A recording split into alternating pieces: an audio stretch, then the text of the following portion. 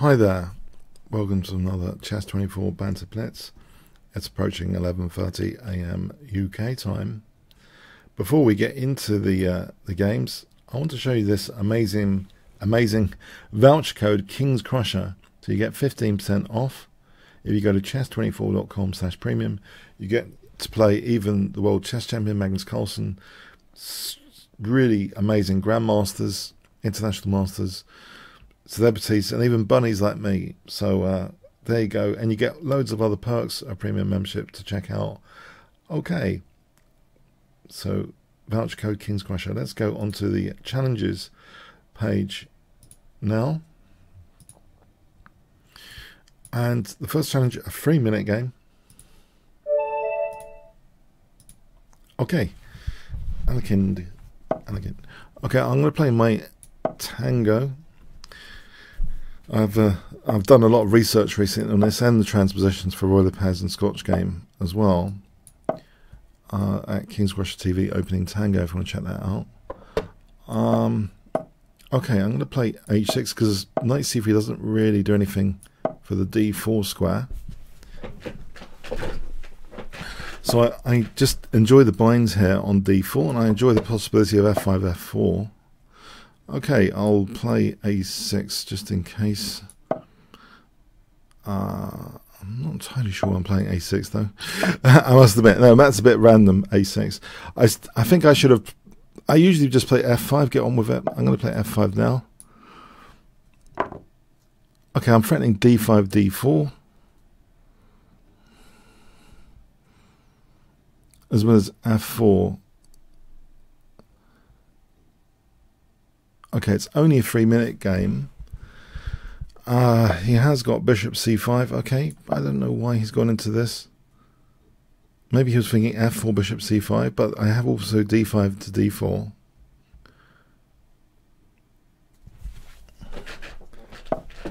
Okay, I think this is useful.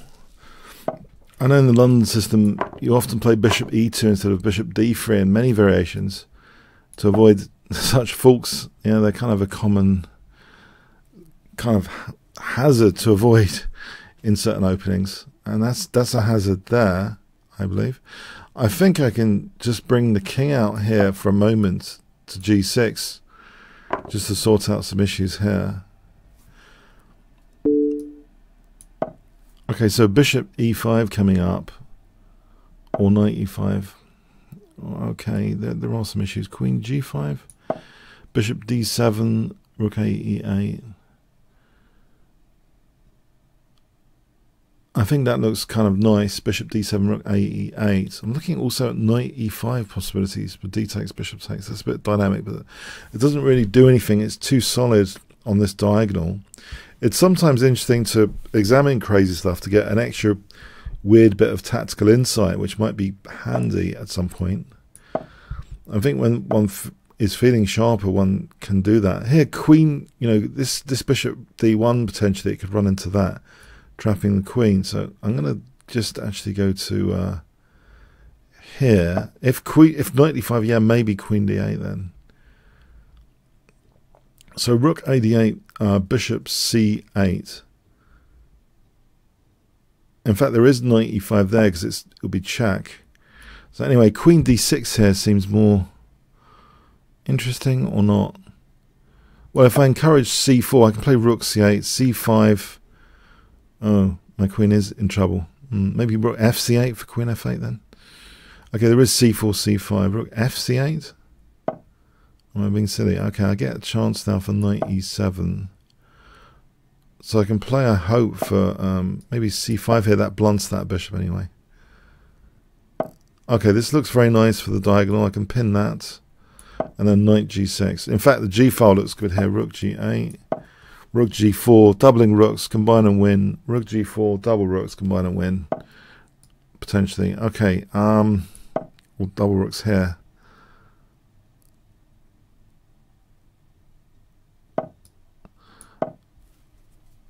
Or can I treble? I think knight g6. Maybe rook g4 is interesting now. Just to kind of extinguish some defensive capability. I'm threatening rook h4. Okay.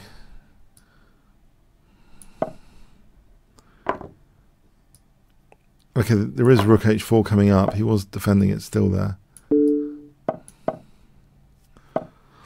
Okay, h5, h4 looks just crushing. It's crushing.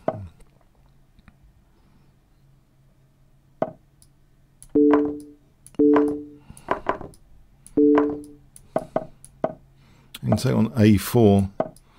I could have taken on a4.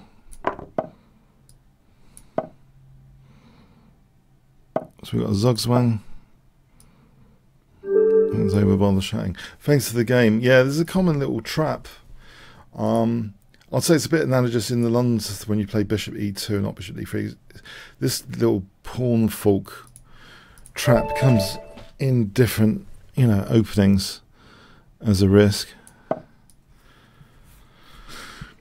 Okay, I'm playing a reverse tango now.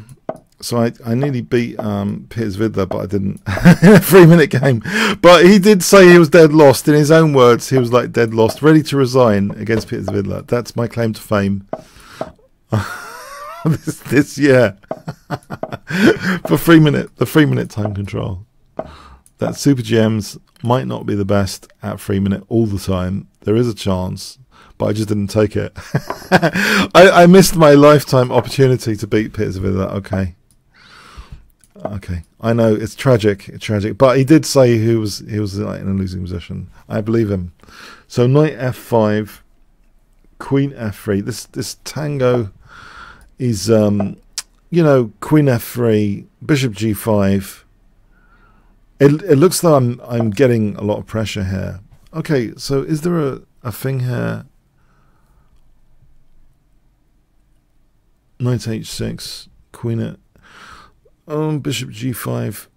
It looks as though this is a lot of fun actually. Just to get the h file and the h5 square. It looks like a hell of a lot of fun. Knight takes, h takes. This looks fun here because I've got an active bishop, active queen. If I get that h5 square for the queen, I think the defensive resources there are limited. There's also like rook h3 to g3. So I just want to clarify what I'm talking about here. I'm threatening f6. So he plays knight takes. He gives my rook liberation, which is another London system theme to have sometimes double pawns, for an active rook. So I've got an active rook, but he's also dicing up his pawns or not. He's not dicing up his pawns just yet. Okay, I think I might want to keep the knight on this occasion and drop this back. Some weaknesses have been provoked. It's not a great deal of weaknesses at the moment, but queen f3, g3, knight f5 is on the cards. I think queen f3, queen g3, knight f5. If he doesn't do anything, I'm going to play this queen g3, knight f5, or maybe queen h3 is better, more to the point, for knight f5. Or am I right in the first case? Yeah. Okay, it's not clear actually if he just plays king g8 or not. Maybe he just plays king g8. That's my concern. I can try it, but I think he's just going to play king g8. Okay, so queen h4 though. Now if he plays queen f7. If I play g5, I'm just trying to tear his king apart now with takes from rook h3 to g3. Trying to get to his king. Okay, he's being very stubborn here, not accepting my my offerings, my knight sack offerings.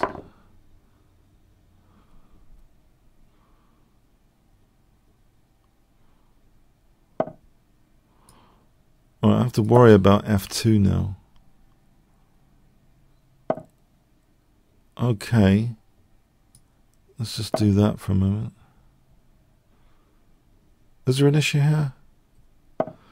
There is a kind of issue that I think I'm going to castle actually after all that. It looks as though I protect b1 and prepare f4 if I just castle. Okay. Can I just kick that so I can play f4 now? try and get a classic mating pattern on f8. If I double or treble, then there's rook f8 mating, that classic mating pattern. Alright, he's not entertaining that at the moment by hitting my queen. I just want to treble on the f file. Do I? Queen f2, I think I do. Well, there's knight d3 there. Okay, it's a little bit tricky. There's queen g5, isn't there, for rook f8? Okay, so rook c2, queen g5, if takes rook f8. Otherwise, I think it's dangerous. So queen g5, so it takes rook f8. If rook g2, queen g2. So I think I'm going in with queen g5. Not here, though. Is rook f8 working there? Or e5?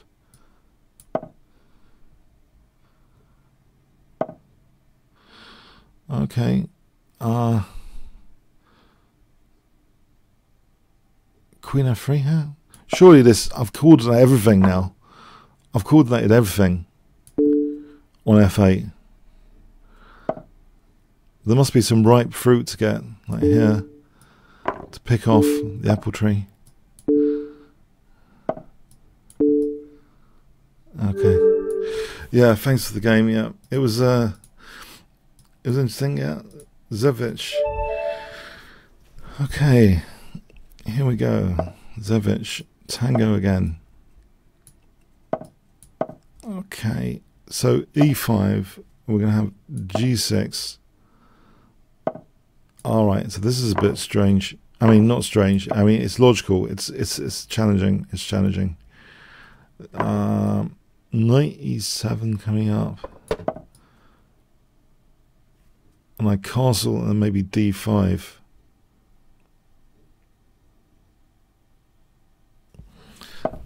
Okay, so rook b8, d6 or h6, king h7, g5, then f5. So I want to play g5, f5. So I'm basically unpinning. It's an unpinning procedure to be able to play f5. Okay. So I'm threatening now f4.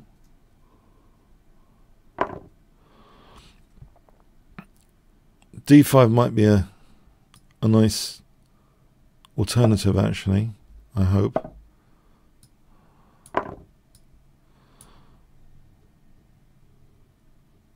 So queen d7 and rook a e8 or rook f7. Rook f7 is necessary, it seems. So queen d7 and rook a f8 combine and win on. The f file at the moment, it seems pretty solid though. f2 is pretty solid. But maybe, you know, later bishop d4 or h5, h4, something to do with f2 could be dangerous later. So queen d7, rook a f8. Okay. g4, there's queen takes g4, is there? Okay. I'll leave that. Or shall I? Oh, he's challenging me here with this. Knight g6. Maybe knight g6. I'll go knight g6 to be able to play queen takes g5.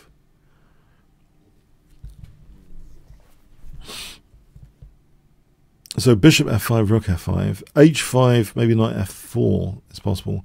If takes, he attacks the pawn, maybe queen g5 is possible. So I think knight f4, even though it looks a bit strange. Okay, queen takes here though.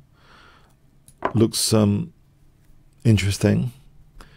So I've got this g file emerging. So can I just double and okay, here we go. Let's play with the queen maybe, so I don't hang c7 for a moment. Is it possible I'm trebling still? And bishop d4. It does mean queen g5 threatens queen g3 if bishop d4. I think it's logical to coordinate on f2 here. Like in the other game I was coordinating on f8 potentially. I think f2 and the f file again. Alright, so he's not threatening anything immediately. Can I just treble? So I'm coordinating combine and win on f2.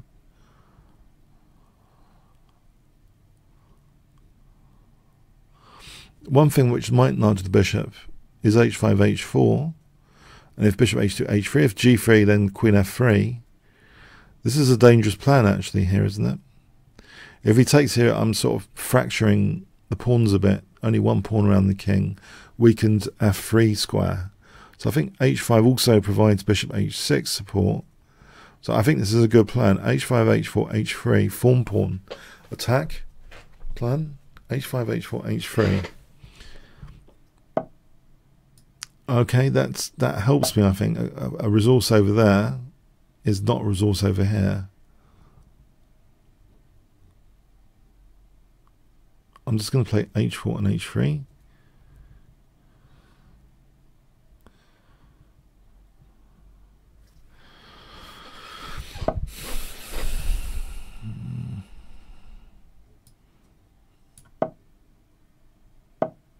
So knight f4 actually, or h3 as just mentioned.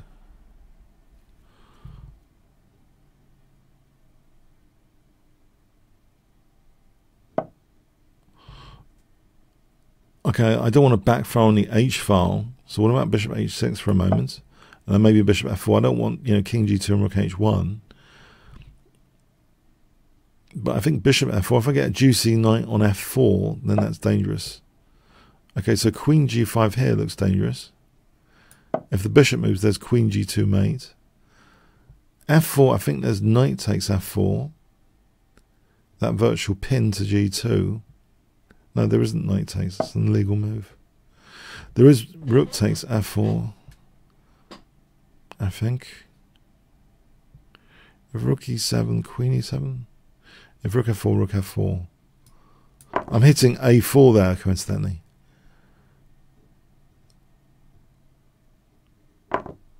Okay.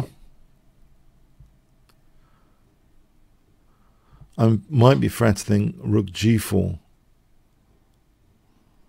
As well as rook a4. Rook g4. Knight c5, rook g4.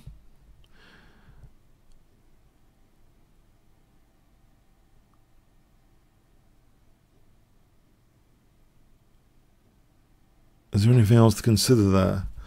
There's king h2. So knight c5, rook g4, king h2. Okay. Alright, do I just take time out for a snack here? The knight, I think I will.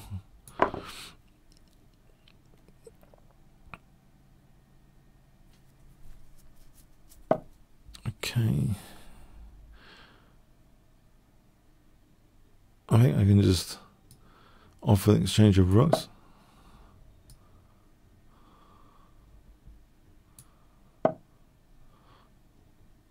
And rook e3 looks strong.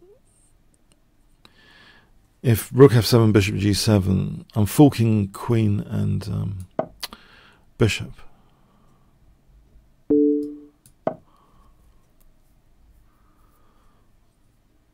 Essentially. He can take out the bishop. I don't think it's harmful. Thanks, Zivich.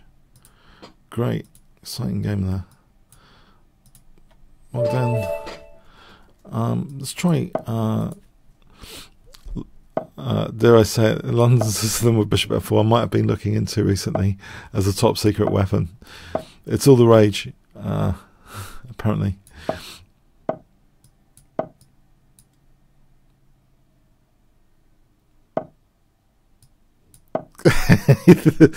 The triangle of boredom has been set up, activated.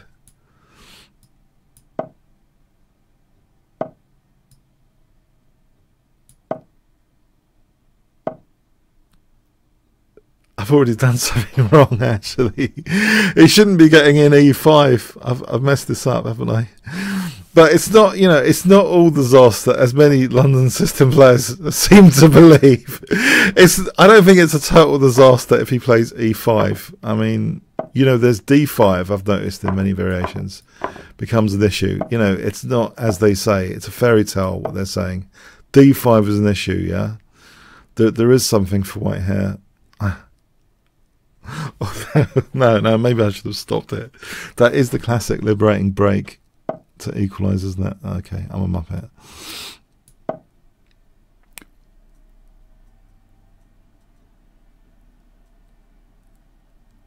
I should have played the reverse tango clearly now.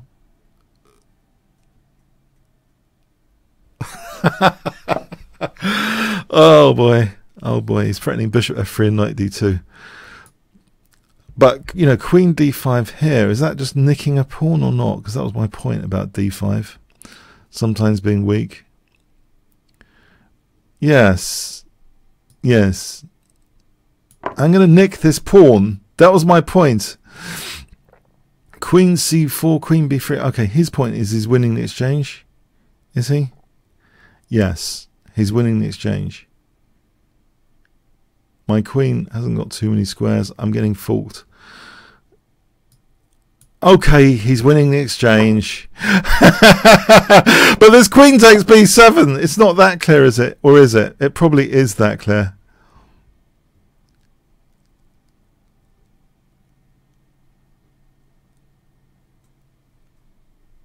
Okay, I'm going to get a massive bishop on d5, though. Potentially. I imagine. So I'm down on the clock. But I can play for f4 and e5. Or not. Okay, I'll get him to sack another pawn. Or not. Rook d3. 50 seconds down. The exchange down.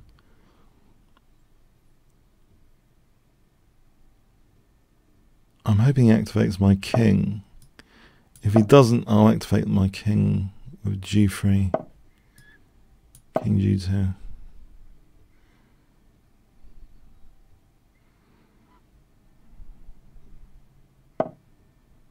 Okay.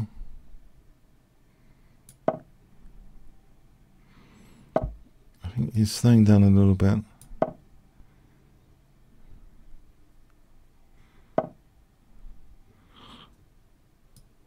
I think there was rook a2 available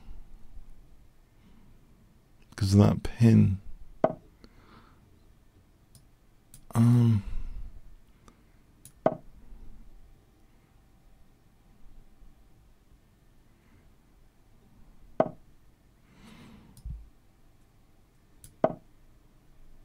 Okay, I think why aren't I playing c4 out of interest? That would have been a decent move. Oh man, I've just made things a whole load worse. Not playing c4. Okay, I'm going to drop c3 now. Everything. I've just made things a whole load worse.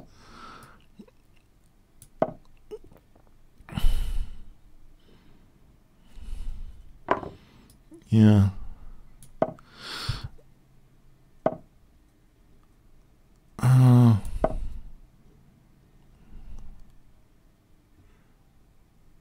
King to g6 plan. I'm running out of ideas now. I'll probably get mated on that plan, do I?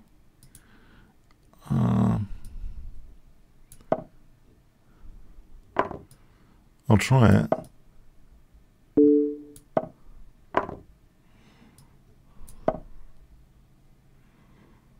Why didn't I play King G7 anyway? Well, I'm not playing by opportunities by a long shot. Okay. No, I've played none of the opportunities.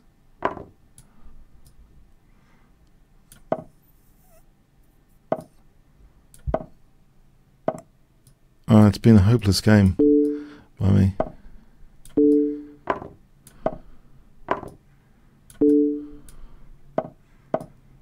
Oh yeah, I have to resign.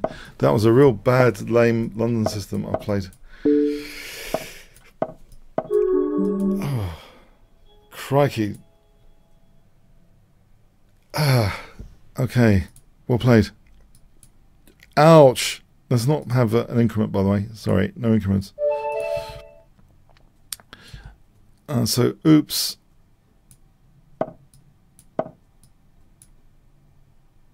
That was the lamest London system I think I played for ages. And also, if I had played C4, it would have been more of a resistance. C4 would have at least, yeah, it would have been a fight. A bit of regret there. But anyway, moving on.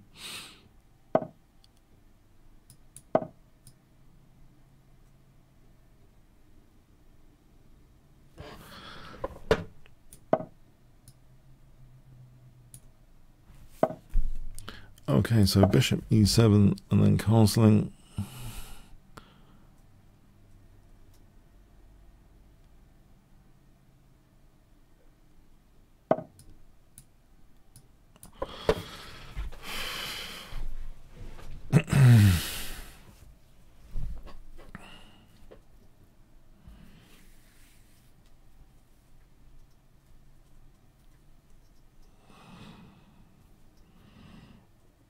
Alright, so h6, rook e8.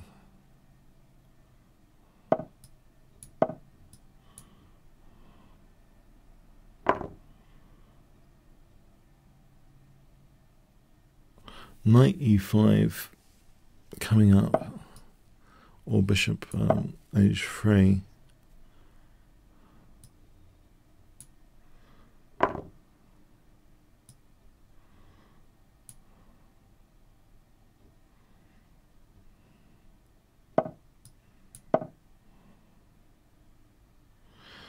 Okay, so rook e8 and bishop h3. Oh, he's taking my dark square bishop now.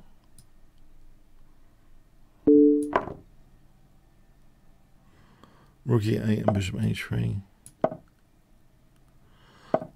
Okay, so bishop h3. Rook d8 and d5.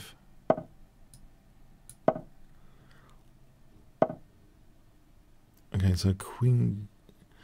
Okay, he's going to take a7 now. So I suppose I have to. Oh, this is lame as well.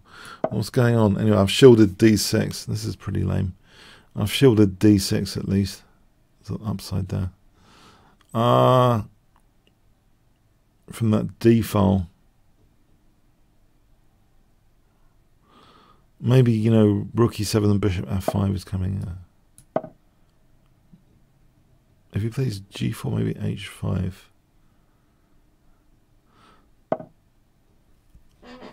D5 here, is that any good? To force e5. I've got bishop f5 as well.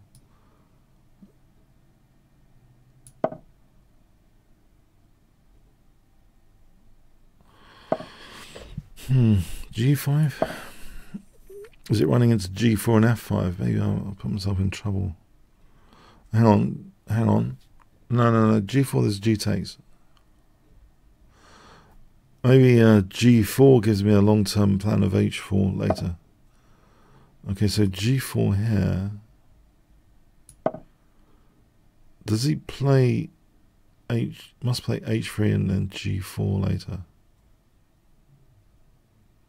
So H3 is a pawn sack. Okay, well, it's bishop e4 anyway. So things are hotting up. Rook f8 and f6. Alright, over here then.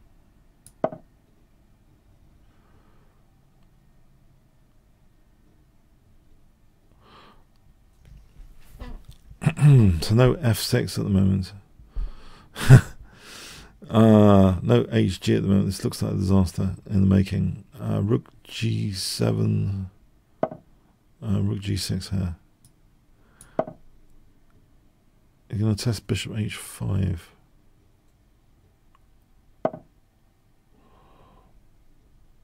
Right.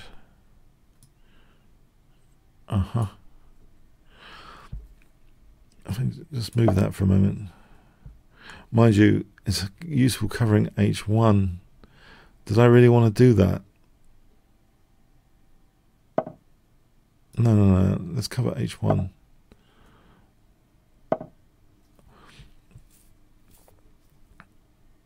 I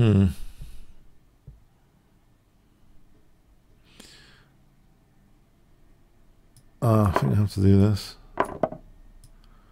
Minimize the damage.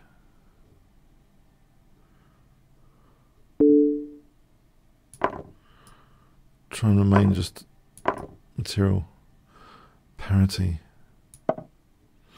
Okay.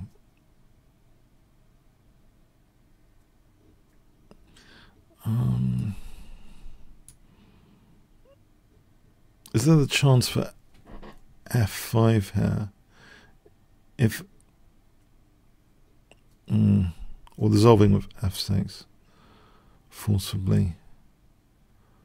I might try that to try and dissolve, because I don't like I don't know, maybe rook f7. He's got rook g7. Crikes. No, maybe I'll just take that king and pawn ending. Is the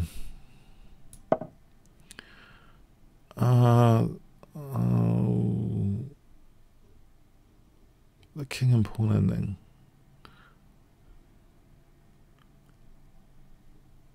Looks somehow as if I'm in trouble in the king and pawn ending, actually. So, oh boy. Let's stick to the rook and pawn ending, because he's low on time. I think there's more chance of a mistake after rook e4. Although I'm losing a shed load of pawns. Whoa! Shed load of pawns.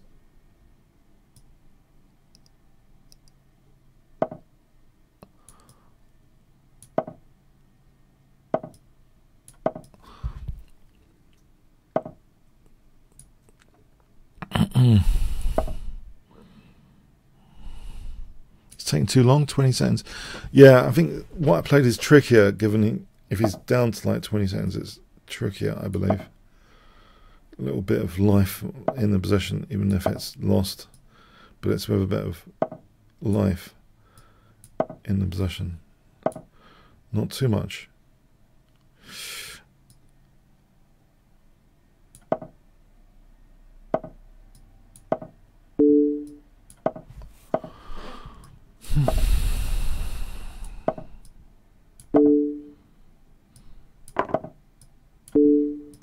But enough to blunder.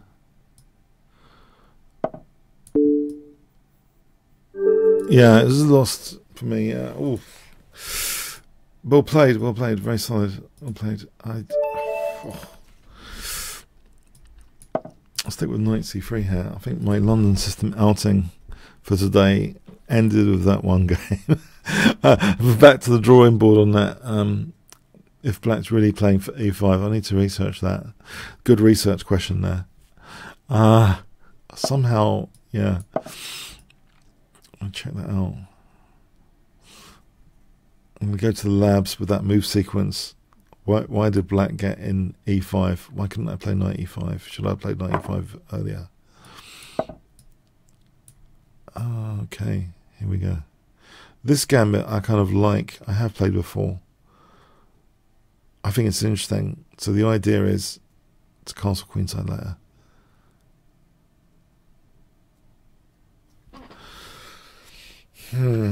So ed bishop d3. I kind of like this prompt as well, to just take the pawn here.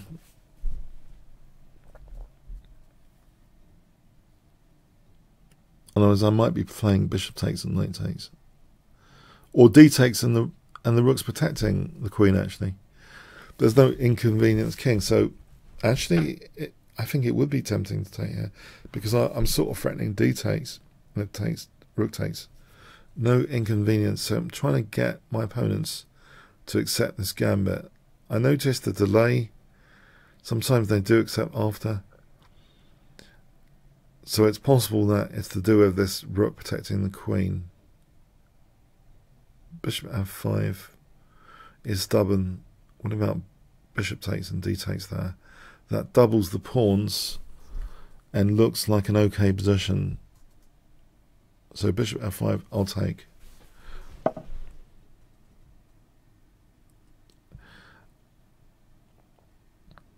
That's just annoying.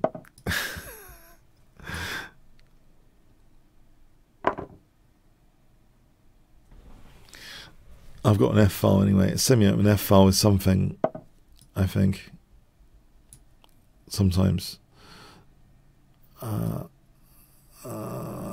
Okay, if I castle and king h1, castle and king h1,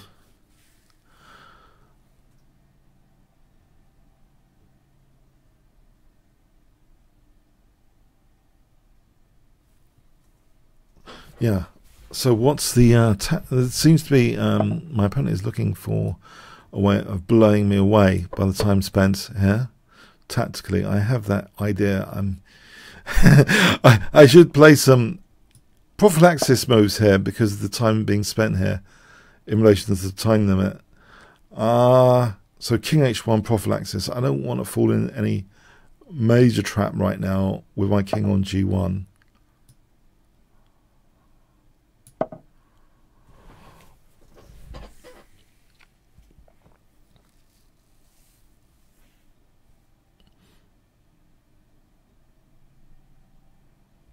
Queen d2 and bishop h6 later.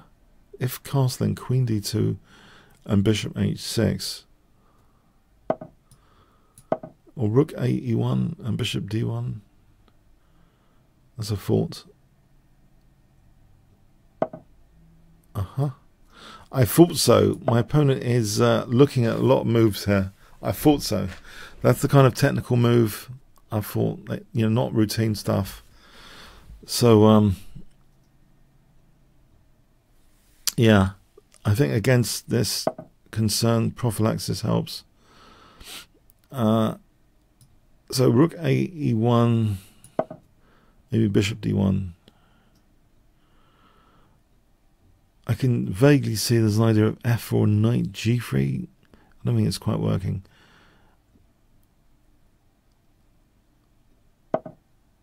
Okay, so here, bishop d1. Or knight. What about this? Just try and get a knight to a better square.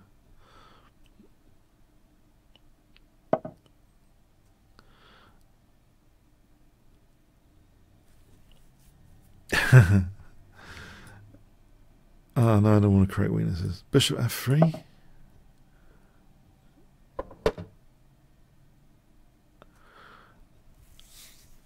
Right, so a3 for b4, for b5. Try and control e5 square.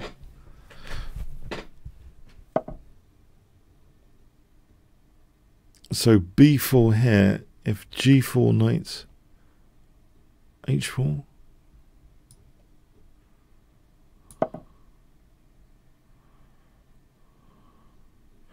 Now I'm probably asking for trouble with knight h4. What about just knight g1 for a moment? Alright, bishop can stay around. I'm taking away the g1 square, but I've got knight e5 as an alternative. Knight e5 on g4. So b5, alright, b5 looks interesting here. Trying to tap on the door of the king. So rook b1.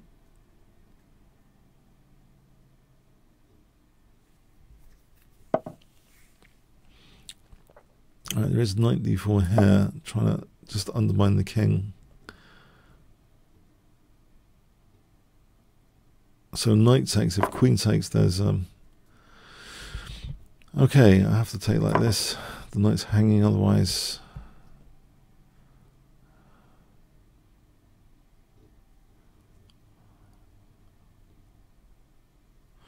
This does mean queen a5 for queen a8 is threatened. So e5, queen a5.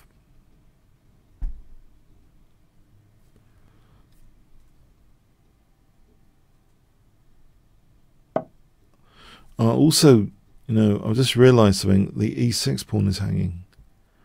Is it a poison pawn? If I play knight e6, then knight f4, it's too tempting.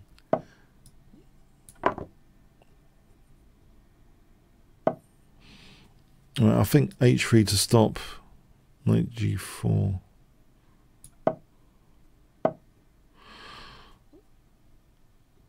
A bit of danger. I don't really want the queen coming near my king at this point in the game. So I don't want to take. So knight d5. Knight d5. Let's play knight d5 here.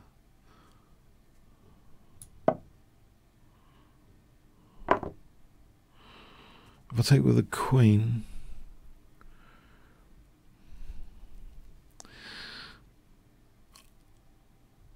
or the rook, I think the rook or the queen.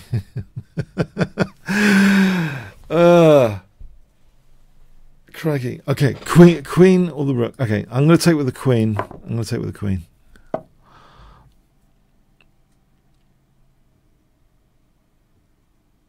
I think this means rook takes and then c4 might be an idea. If knight f2... Okay, rook takes c4.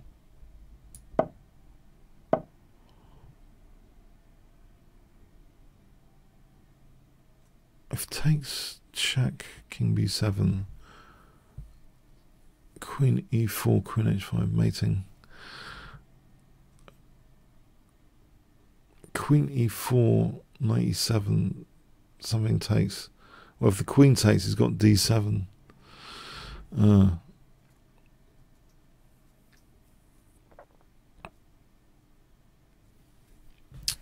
Okay, so what about just knight c3 for a moment? Alright, that does mean queen e4. 4 threatens queen a8. Would he spot the threat? It's not that subtle. Okay, it's time pressure. Okay. Alright, thanks for the game. Yeah, that was interesting. I think a little tip there, if your opponent is taking a long time trying to blow you away, apparently tactically, I think prophylaxis moves come in handy. I'm going to play quick c5 here against this. And now c3 her. Why don't I just take here, forcing, this is a bit unusual. Alright.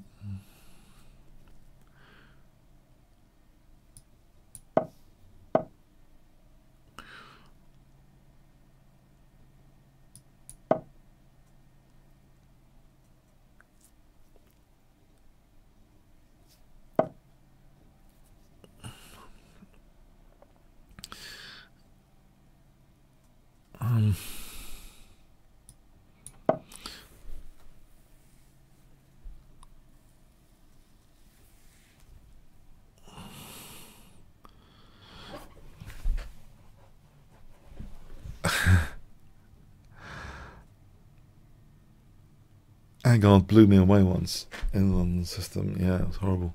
He was an IM at the time, and he later became British champion one year, actually. Brilliant book author now, and yeah, he just blew me away. He played something like this and f5 later against this bishop. I think this bishop can be in trouble sometimes if you're not careful. I'm trying to prove something about it here. Okay, I think I'm going to castle now.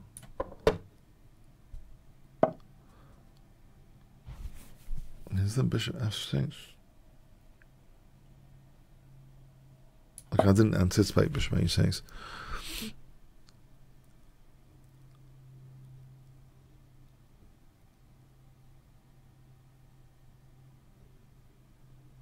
King h8 coming up. No, this is not how I'd imagined things. But there's knight e4, king h8, knight f6, queen f6. Okay, all this way just to unpin to threaten the bishop.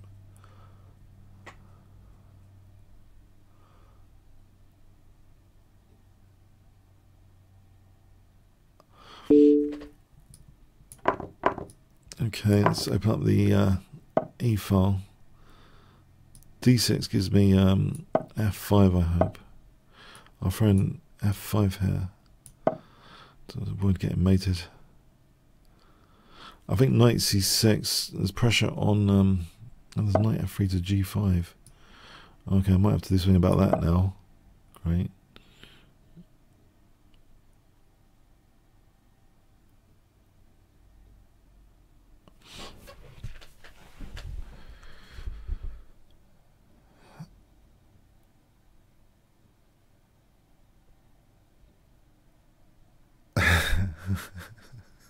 I can't play rook e8, it's covering. So queen g6, the queens are going to come off. I think d4 remains weak, though. If I can play knight c6, bishop d7, I think d4 remains weak here.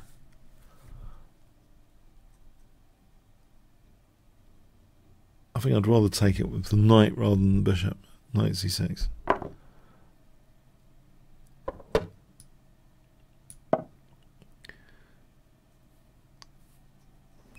So bishop d7 and rook ac8.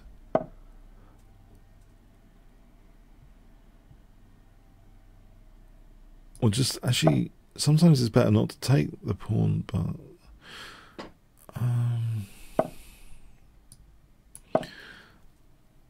see what other goodies come up. Alright, so bishop f5 and knight b4.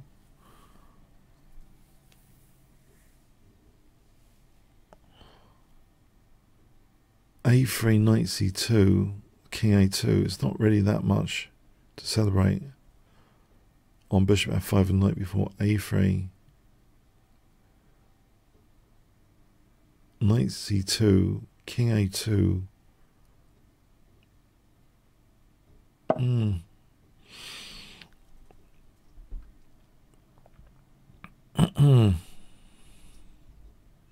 Get the king off here. I will throw in the check. Maybe I'll take here.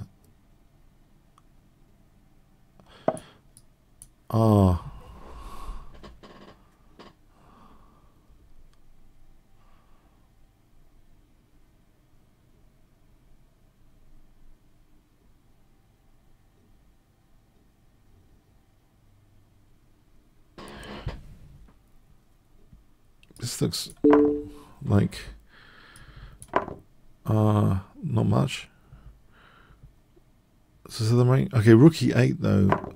Is that an active rook for rook e2? Knight b4. Maybe the other one to c2. It's possible that something's happening here on the 7th rank. So rook e2. Rook d2.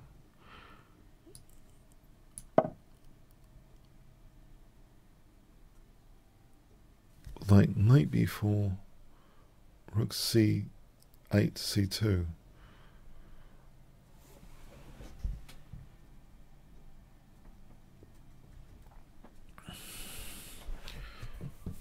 I think I'm going to get onto the Diet Coke soon. Okay, this is a bit of coffee to start off with. Okay, so here. Knight f4, rook f2.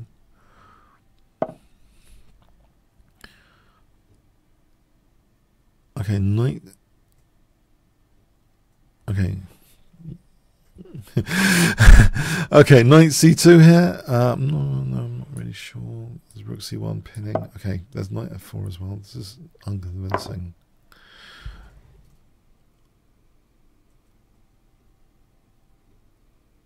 Okay. This is very unconvincing. But what about knight a3 and rook b6?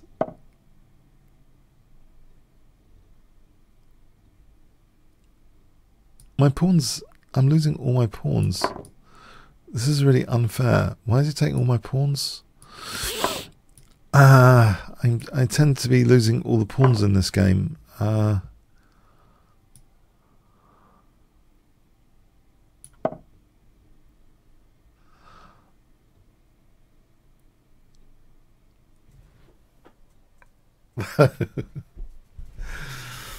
It's only, actually, technically, I'm looking. It's only a pawn down. It feels like more than the pawn down. Okay, knight c3 and knight a3. Right, so knight a3. Okay, he's got knight e6 on the cards.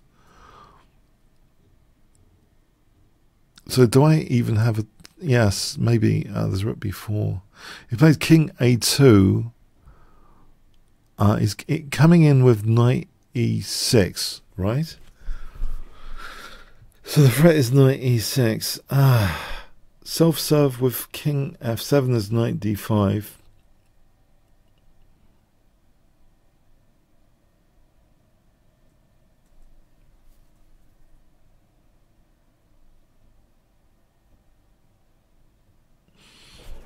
Can't quite clarify that position because knight e6 is such a dangerous threat. So maybe this is a lesser evil move.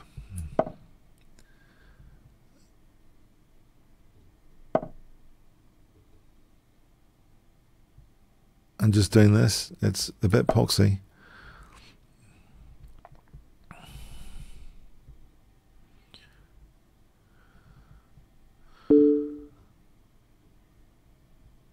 Do I dare try to attack his pieces here, or just king? I think I should actually, because the alternative is knight e7. What about king? Just knight e7. So king e6. Yeah. Okay, and try and take out this knight because I think I'm going to get mated otherwise. So yeah. Okay. There's no knight. There is a knight g5 and rook f7. There's knight g5 and rook f7. No, I got to stop that. I got to stop that loss of piece. Bishop e5, bishop e5. Okay, it's only 18 seconds. So there's nothing much to laugh about.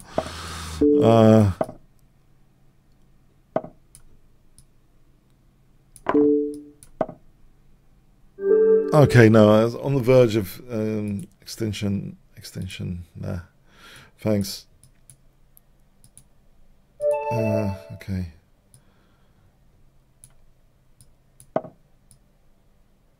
Tough games today.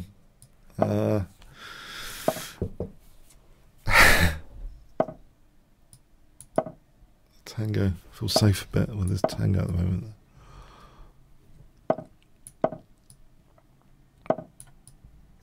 I think the problem when trying to learn a new opening is when you don't integrate it very well, you end up playing in a stupid way. It's in the longer term it might be a good investment to play a bit better, but in the short term it's like you end up playing in a stupid way sometimes. I find that with certain books like Nimzovich, My System.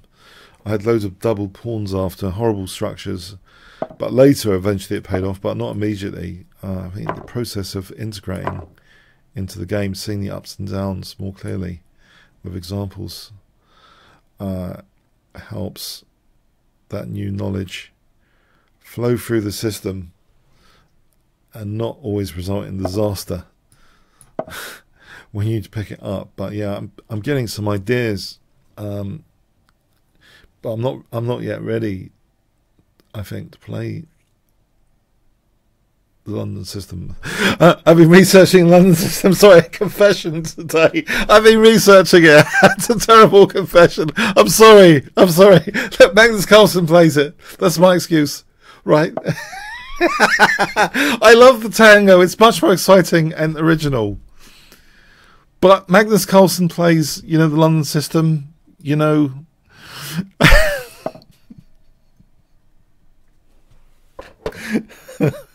What we just saw, by the way, was my attempt at playing an anti-London system, which I've also researched. So I'm playing in a bit of a wobbly manner. I realise that now. It's very wobbly. Some of the ideas I'm playing out, the implementations are not ideal at all. Okay. So bishop f7, bishop e6. Okay, can I not just take on f7 and play bishop e6 here? Why can't I take on f7 here? Am I missing something? Is it a gambit or something? Bishop e6.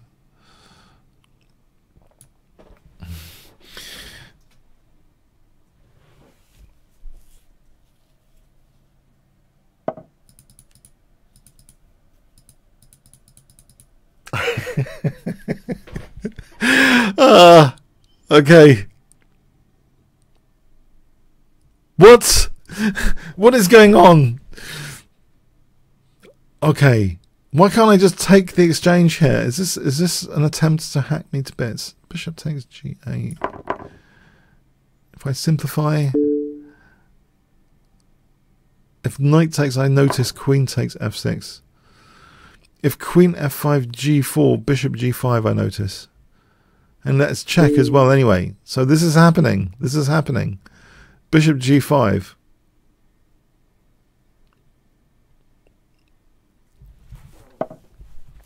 It's not happening.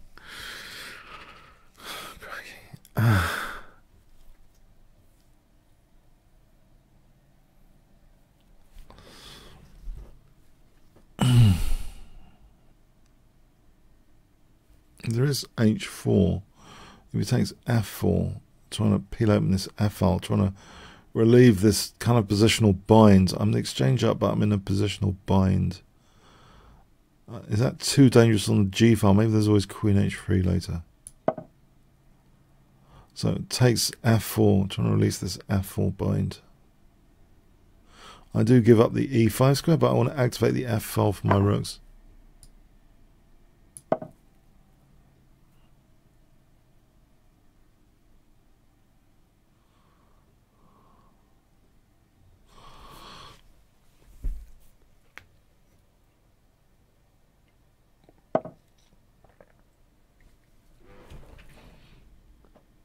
Right, either queen h3 or rook f2.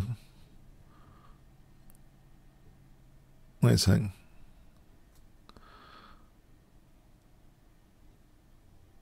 Alright, I'll go with that. I'm just wondering, queen g3, maybe rook f3.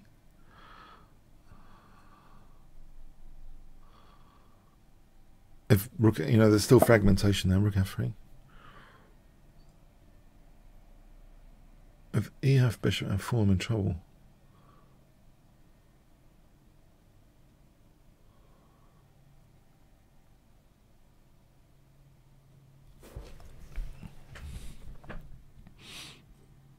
We might just king h1, and that solves some problems, doesn't that? If he takes, then rook g3 does king h2, but I'm running into big trouble on rook f3 and ef and knight e5. I think king h1 might just unpin.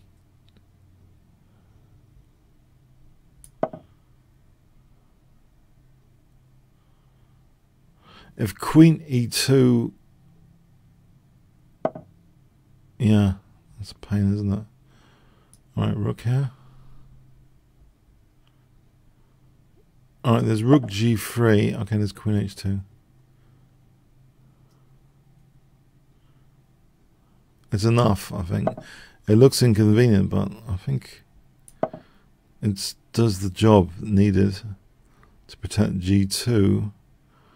It doesn't look healthy, though, aesthetically. But it does that job. I just need to undermine the structure. Oh, h3 is coming. Oh, that's fantastic. h3 is coming. Okay, what about bishop e1? Then I drop that rook. That's nice. So h3 is coming.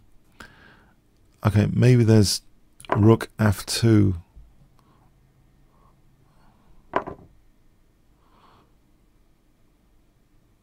Or rook...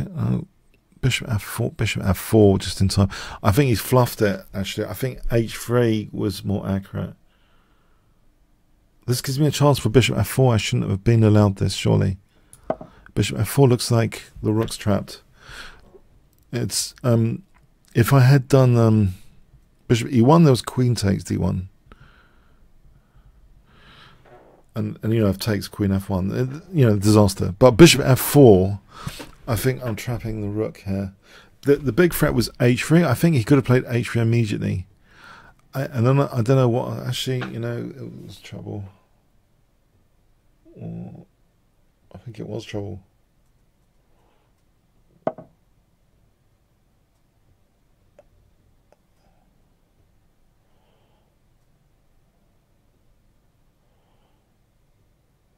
Okay, rook takes f3 is at least a distraction away from a few things. I know he's tactically, it's working because of the rook on d1 again. I think I might have to move the bishop to d6 here because, yeah, I don't want to drop d1. Okay, h3, there might be g3. And this doesn't look healthy again.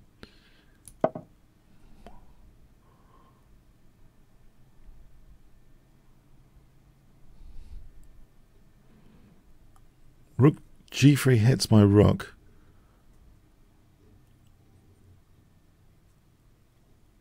Rook f1, h3 does bishop takes g3.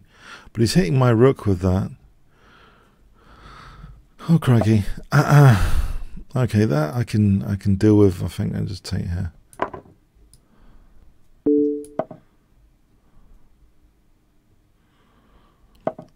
Okay, I think e5 or just taking. Maybe just taking.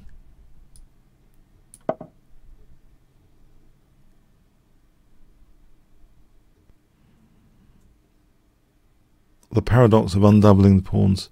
I just want to create an exploitable weakness. Sometimes this transition, undoubling the opponent's pawns, is a neat little thing to do.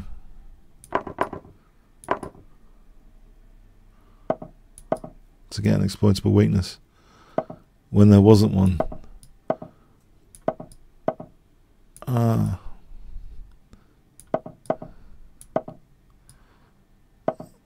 I could take that. That was an amazing fight. Well done. I just wanted to quickly check. At the right time. I wonder if that was totally winning at the right time. No, earlier here.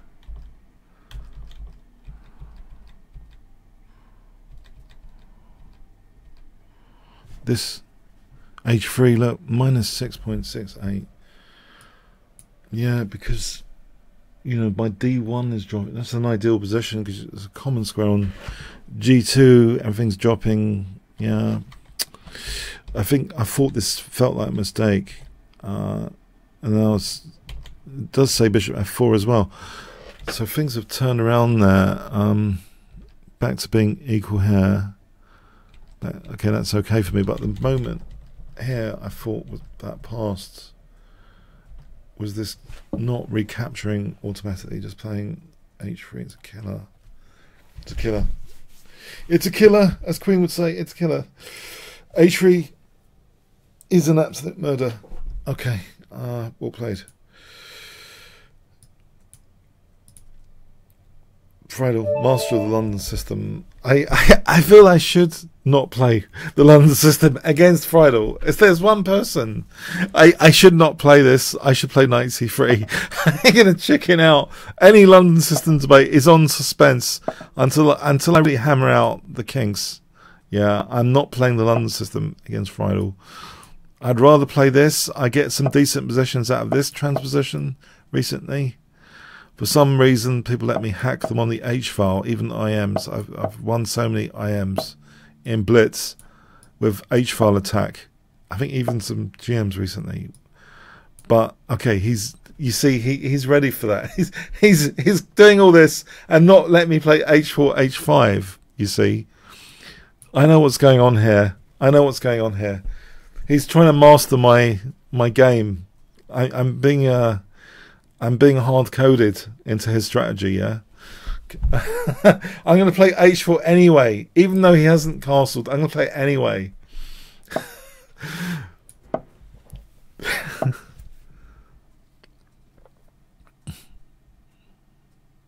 Yes, g4.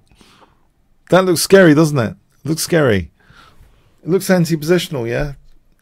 This is what they all think, that this looks anti-positional.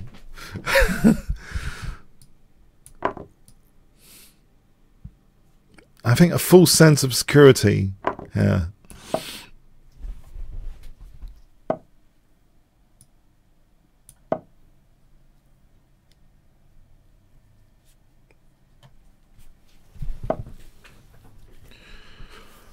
Okay, he's going to castle queenside, isn't he?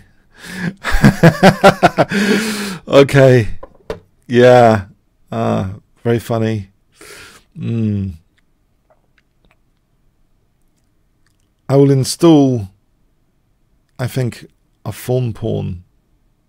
I'm going to install a fawn pawn, so 200 moves later I will win after an exchange sack. A fawn pawn is being installed, has been installed for endgames. Long-term storage of an advantage. Okay. I'm looking forward to winning endgames now with the fawn pawn. You see, I've tricked you all thinking I'm just a hack attack person, but in fact, I'm into very, very deep, strategy. Neural network influenced chess strategy.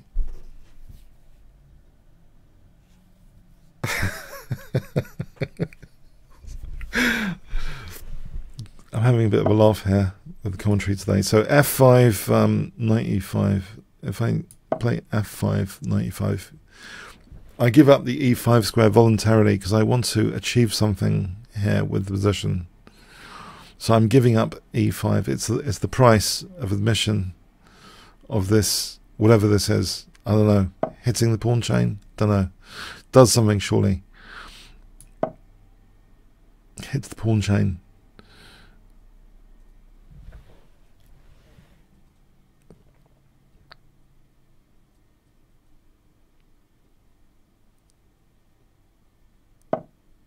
Okay, so if I played f takes and e takes, do I get anything? Do I get nothing? Surely I activate the rook. Okay.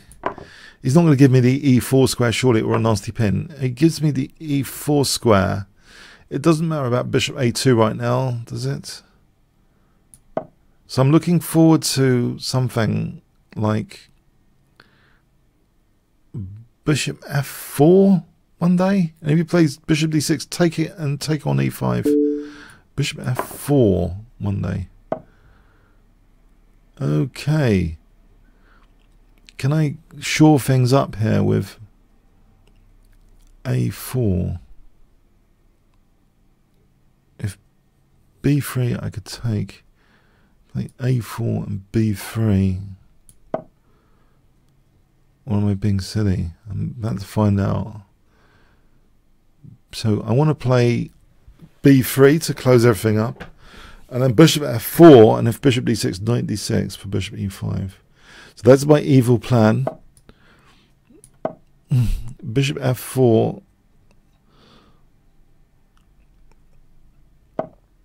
And so bishop f4, pin and win, as they say.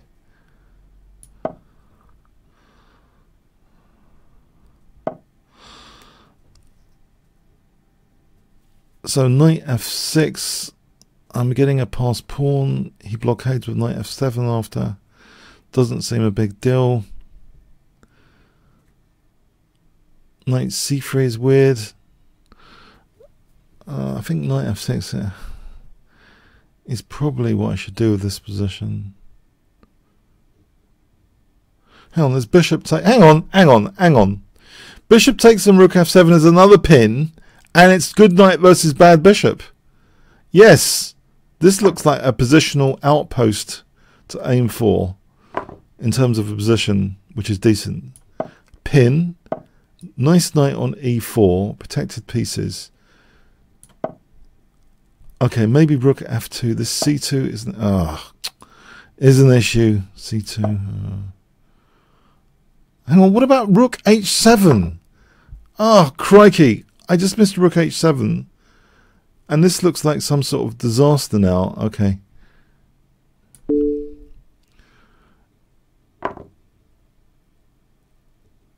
I don't want to lose the form pawn. Whatever I do, I shouldn't lose the form pawn. Maybe just king b2 and not panic for a moment. King b2.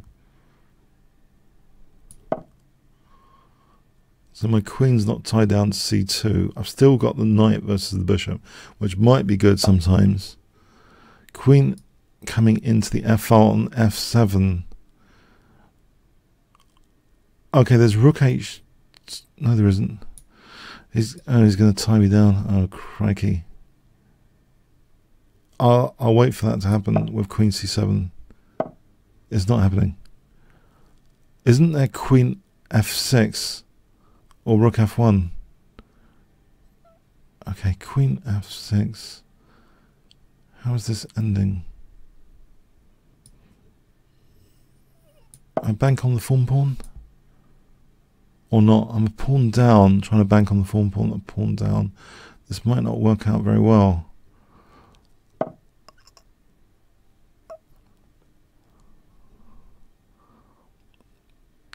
Queen d8? Looks as though... Why would he allow this? It looks actually as though there's something. Knight d6. The knight could creep in to b5. Knight d6 to b5. Why is he giving me some squares here? There's knight d6, knight b5. Isn't there? Is there rook c2? Oh, crikey. I'm not sure that's working. King, check, king, frontling knight b5. There's no immediate check. So knight b5.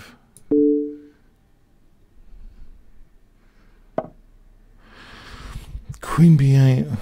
We'll just take the exchange.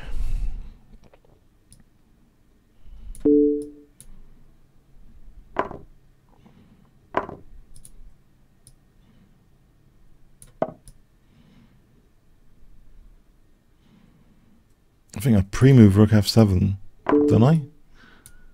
Okay, the form pawn's gone, but it did a job for a bit.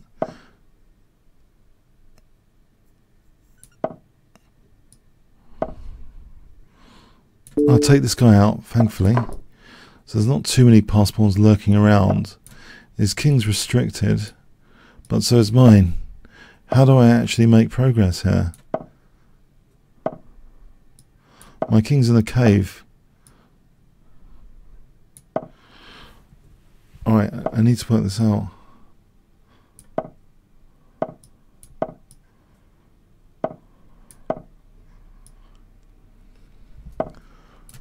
Oh, Muppets! King c1!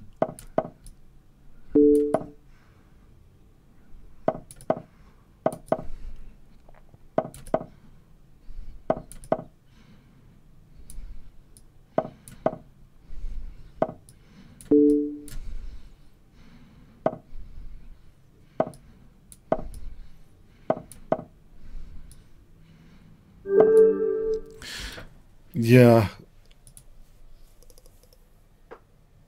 That's a good game, really challenging. Thanks. And exciting. I thought he let my king out of the cage. I don't know if that was needed. Just move the king. Unless I sack pawn. I don't think I'm doing a pawn sack there because big pass pawn, probably drawing. If my king's left in the cage, drawing, I'm sure. Pretty sure, 90% sure.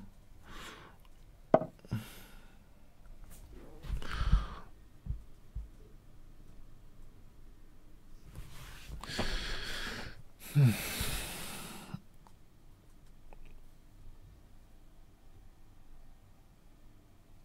Taja. So we have a weakening provocation being inflicted.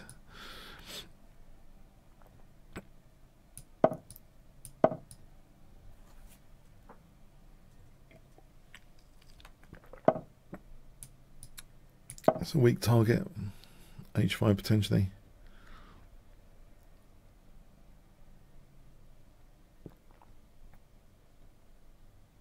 Especially if the knight's on g4, as the Peters vid, the game I had recently, I had knight takes g4 and queen takes, and it was brilliant, and I messed it up. Okay, d3. It's not as if I'll ever get over it. Okay, but anyway, d3.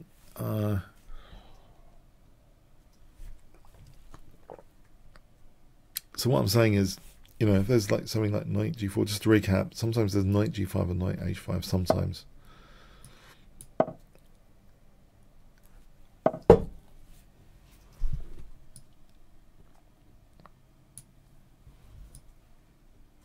That is rather annoying, actually, to take my bishop. I should have played a3. I feel I've been punished for sloppiness just then. Total sloppiness being punished. Okay. a3 is sometimes important, yes. Like h3 in the London system is sometimes important. Okay, I'm going to double the pawns there, though. This would be good knight versus bad bishop in a way, wouldn't it? Can I threaten to just take out that bishop? Oh, bishop f8 to h6 looks scary. f3. Alright, if I go like this and have knight g3 to e4 after. Alright, what's this about? Alright, knight g3 to e4. We have a good knight versus potentially bad bishop, but he's got pawn mobility right now. If I just get the queens off, let's just test this situation.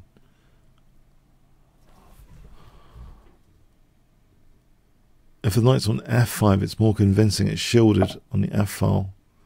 Or queen f4. I mean queen e4. So I've got potential shielded knight f5. I can actually get the queens off here. It's probably worth doing to just get the knight to e4 after. So knight g3 to e4 is good knight versus bad bishop. After that, I imagine king e2, rook h3 to g3. Alright, so king e2.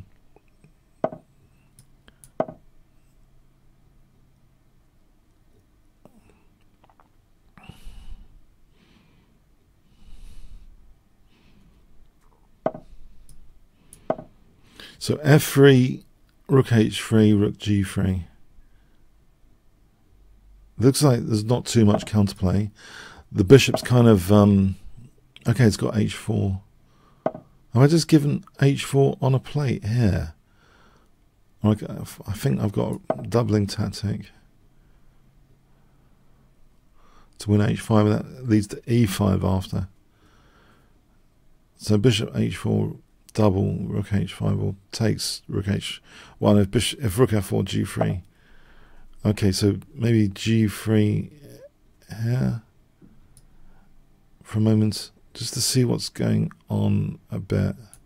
I'll play rook f1 and then see what's going on a bit. Rook f1, rook f2.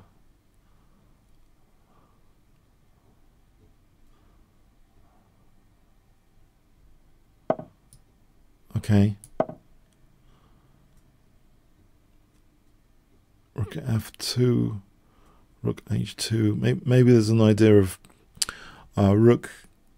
I think there's an idea of creating a passed pawn in principle, but I don't know how just yet. So rook f2. Maybe hang on, I've just seen something. If doubling there, there's g4 protecting f3. So in other words, I can play g4 here. Is it worth playing g4 here? Is rook f1 coming up? Anytime he plays like this, there's rook f2. I think that's safe enough. Trying to crack a pass pawn. Or two connected pass pawns. Alright, so h5, I don't want to drop h4 here. Two connected pass pawns. Those are usually crushing even in the engine games when there's two connected pass pawns on the board in those T-Sec high level engine games. It's usually pretty decisive. In fact, I annotated one of those, I think yesterday. Stockfish had two connected pass pawns in an end game off. That's a middle game weird stuff. Two connected pass pawns with a knight cemented on e4, an unassailable knight. Unassailable. It looks positionally, visually crushing. G6, H6, G7, H7. Is it that simple? No, it's not that simple as usual. H6 first, delicate little step. Because G6, I think there was rook H5, or was there? Maybe there was just G7 winning anyway. Okay, so here it looks like this is just crunching. G7 and H7.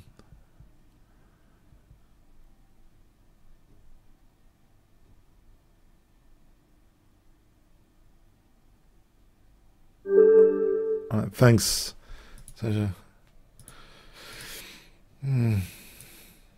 Turks.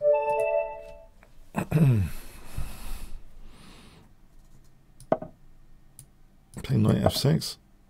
So we have the Mexican defense here. So this avoids that Shigorian torture. I hate the Shigorian. I hate playing Shigorian style positions. But this is a way of, okay, I have to use full transpositional power here. Knowledge of other openings like the Nimza engine to come to the rescue. I think this is a decent position. Now, even with knight c6, it's some variation of the Nimza engine with knight c6 anyway. There's a little dart square trick to be aware of here, which is dc, bishop d6 and e5. Will you let me play it? I'll wait for bishop d3. Actually, a6 would have been handy as well to avoid knight b5s. So this is the very polite way of attacking dart squares. So bishop d6, e5, very polite way of attacking dart squares without doing some silly gambit or anything. Very respectable way of playing, I think, against the dart squares.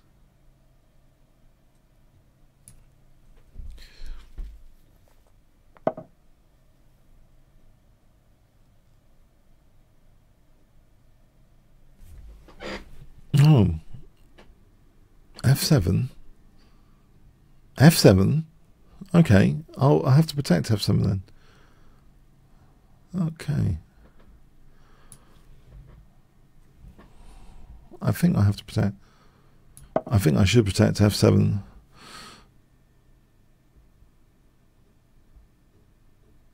I once remember vividly this rapid game. This is in the like 80s, I don't know, 90s against Philip Roster. Yeah, he played this, you know, DC and bishop d6 and e5. I was really annoyed that he had such an elegant little plan with the black pieces. I was really annoyed. I just remember that. It's a really naughty plan. It's a really simple, effective idea, yeah, okay. But you get that in the Slav as well quite often, DC and then e5. It's a common thing in the Slav. I'll get the light square bishop here, and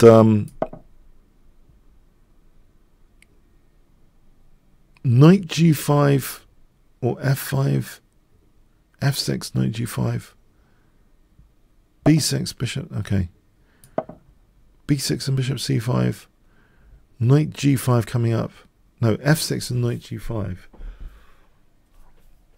There isn't much to show at the moment, but I think knight g5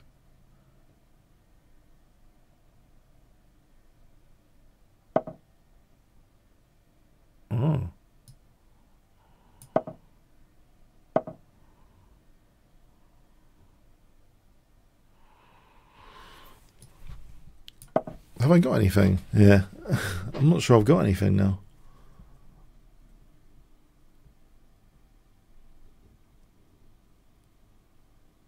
Knight G... Oh, I don't know if Knight G5 is even worth it. Is it worth it? I'm also, you know, B6 and Bishop C5. I don't know if that's worth it. Knight G5 and King H7. Okay, I'm taking her. I think Knight G5 at least threatens Knight H3 to F4 to open up this bishop.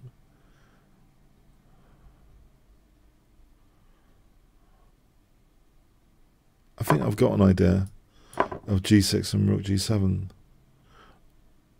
Or G6 and Rook H7.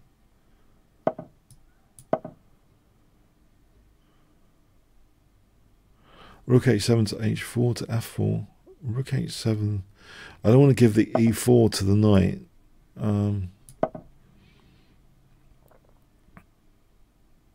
Okay, Rook H4 to kick the queen away from this diagonal.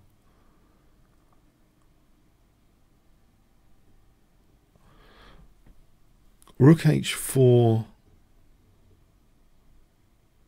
G takes, Queen H5, Rook H1, King G7, treble on H3 plan.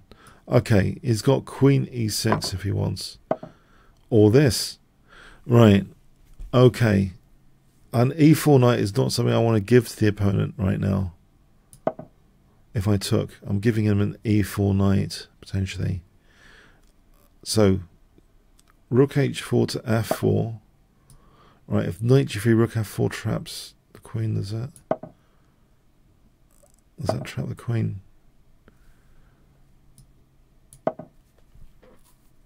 Kind of weakness in the last move, neglecting.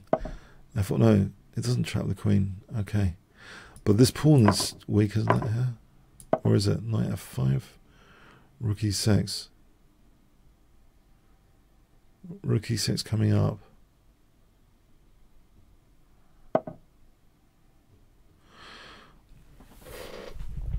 Yeah, he's forcing an exchange site now. Oh, crikey.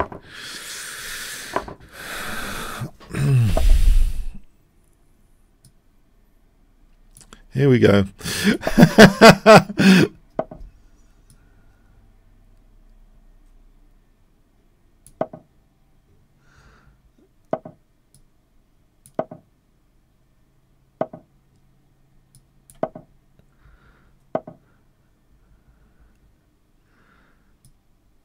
Don't tell me I've just dropped a pawn without needing to. Have I just dropped a pawn without... Hang on. No, there's B5. I think there's Rook A5, B5. It's not that easy to wrench that A pawn, is it? There's B5. He's sort of tied down. I still fancy my chances a little bit after Rook A5, B5. I think he's tied down. The king can come to E5. I can dissolve with F5. The double pawns. And not that does anything. There's better ideas there. But it's a bit fortressy. I don't think the two rooks can break open too many things to celebrate. Okay.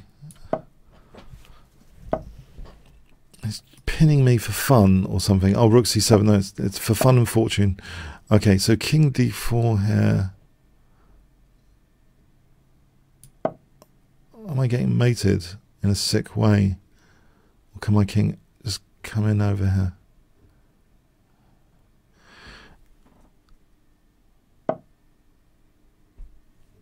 I think I can leave my king on E5 for a moment, just to spectate the scenery. Okay, B4 and then A3 later.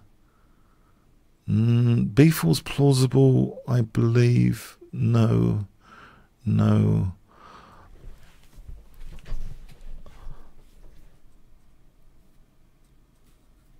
I don't think he's doing anything. But is there actually a way the exchange down to actually increase any sort of advantage here?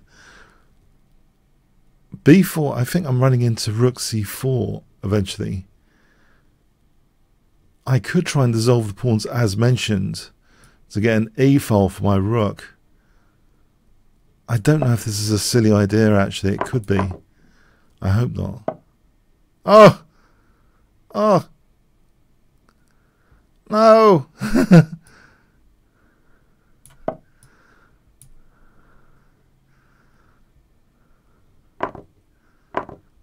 Oh, okay. Oh, that's a bit of an anticlimax then.